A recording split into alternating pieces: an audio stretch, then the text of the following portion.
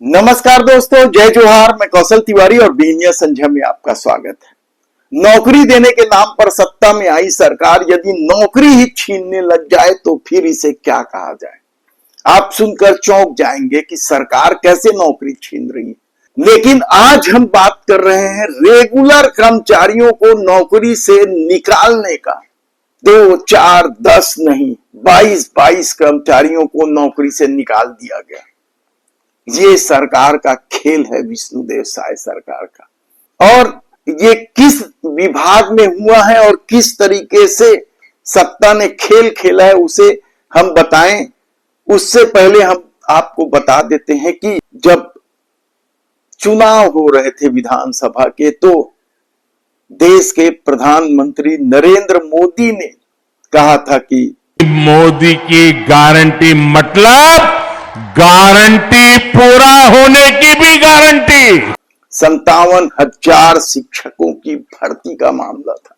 अब युक्ति युक्तकरण के बाद उतने पद ही नहीं रह गए हैं।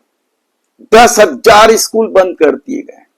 तो दूसरी तरफ कॉलेजों में 2169 पद रिक्त हैं, उसे भी नहीं भर्ती किया जा रहा। हर विभाग आप देख लीजिए, जहां रिक्त पदों की संख्या खूब है, मनमाने हैं, लेकिन सरकार की रुचि यदि नौकरी देने की नहीं है तो फिर इसे क्या कहा जाए। और शायद यही वजह है कि जब दुनिया भर से देश के प्रधानमंत्री नरेंद्र मोदी को बधाई संदेश आ रहे थे, तो इस देश के युवा बेरोजगार दिवस मना रहे थे। छत्तीसगढ़ में भी युवा पकौड़े तलते दिखाई दिए जगह जगह।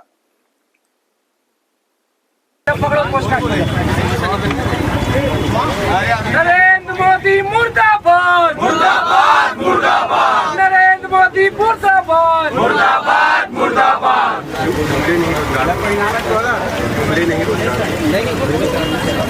झूठ नहीं, रोजगार चाहिए, रोजगार चाहिए, रोजगार चाहिए। झूठ नहीं, रोजगार चाहिए, रोजगार चाहिए, रोजगार चाहिए।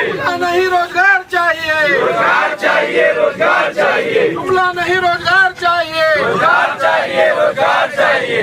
नौकरी चोर, गद्दी चोर, नौकरी चोर, गद्दी चोर, नौकरी चोर, गद्दी चोर। झूठ नहीं, रोजगार चाहिए, रोजगार चाहिए, रोजगार। लेकिन वोट चोरी और धर्म की राजनीति शायद भारतीय जनता पार्टी का सबसे बड़ा हथियार हो गया है, इसलिए वह किसी की परवाह नहीं करती। अनियमित कर्मचारी लगातार आंदोलन कर रहे हैं। दिव्यांग कर्मचारी संगठन अलग आंदोलन कर रहे हैं। पंचायत कर्मी अलग आंदोलन कर रहे हैं। ये सब मोदी की गारंटी में आते थे। लेकिन इससे इतर सरकार नौकरी कैसे खत्म करती है। एक तो युक्तिकरण का बताया हमने कि कैसे 57,000 पद जो रिक्त थे उसे 20-30 हजार में ले आया गया। 10,000 स्कूल बंद कर दिए गए। तो कॉलेजों में जो खेल चलता है, अतिथि शिक्षक के रूप में जो सहायक प्राध्यापक है उनकी भर्ती अतिथि शिक्षकों के रूप में कर दी जाती है ताकि युवा संतुष्ट रहें। अब यदि स्कूलों में भी अतिथि शिक्षक का खेल शुरू हो गया है, डीएमएफ फंड में जो बदलाव किया है सरकार ने, उससे अब रायगढ़ जिले में तो 2 स्कूलों में अतिथि शिक्षक भर्ती भी कर दिया गया। तो अतिथि शिक्षकों को लेकर एक अलग विरोध चल रहा है। छत्तीसगढ़ के युवाओं को नहीं दिया जा रहा है नौकरी इस अतिथि शिक्षक के रूप में भी। दूसरे प्रांत के लोगों को प्राथमिकता दी जा रही है और इसे ही लेकर पिछले दिनों जबरदस्त विरोध भी हुआ था। तो मेडिकल कॉलेज को लेकर हाई कोर्ट ने क्या कुछ कहा यह भी किसी से छिपा नहीं। अनियमित कर्मचारियों को जब नहीं तब निकाल दिया जाता है। अनियमित कर्मचारी, तदर्थ कर्मचारी, संविदा कर्मचारी, प्लेसमेंट एजेंसियों के माध्यम से भर्ती। ये खेल है सरकार का नौकरी खाने का, खत्म करने का। लेकिन जिन लोगों की नौकरी परमानेंट लगी थी उसे भी अतिरिक्त मानकर नौकरी से निकाल दिया जाए तो फिर इसे क्या कहा जाए।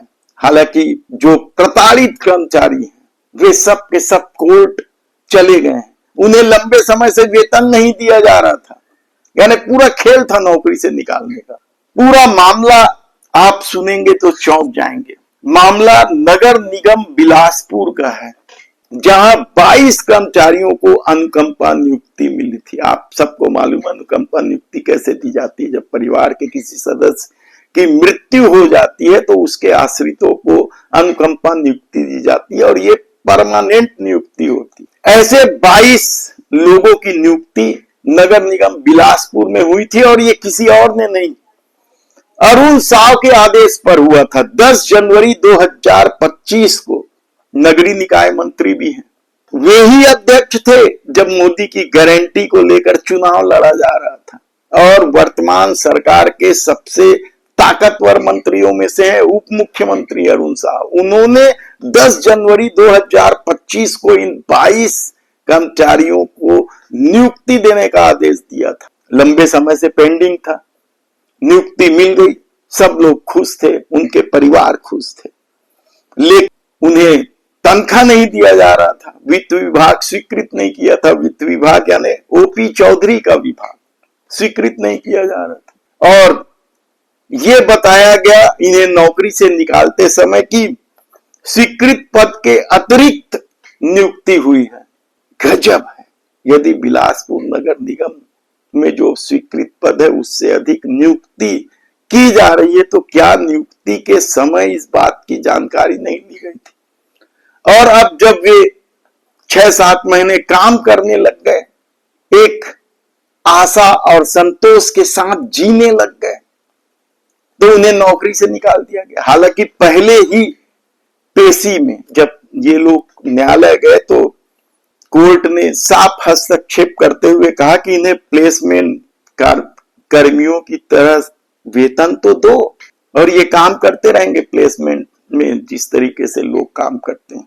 और ये नियुक्ति विष्णुदेव साय की डबल इंजन की सरकार ने रद्द की है।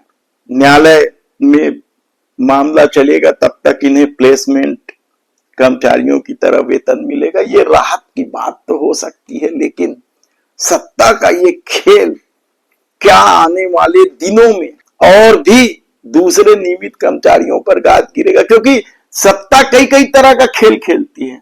कभी कंपलसरी रिटायरमेंट के नाम पर कुछ खेल खेलती है तो कभी विभाग ही बंद कर दिए जाते हैं, खेल खेला जाता है। तब देखना है कि युवाओं को नौकरी देने की मोदी की गारंटी के साथ सत्ता में आई सरकार आने वाले दिनों में और क्या क्या खेल खेलती है।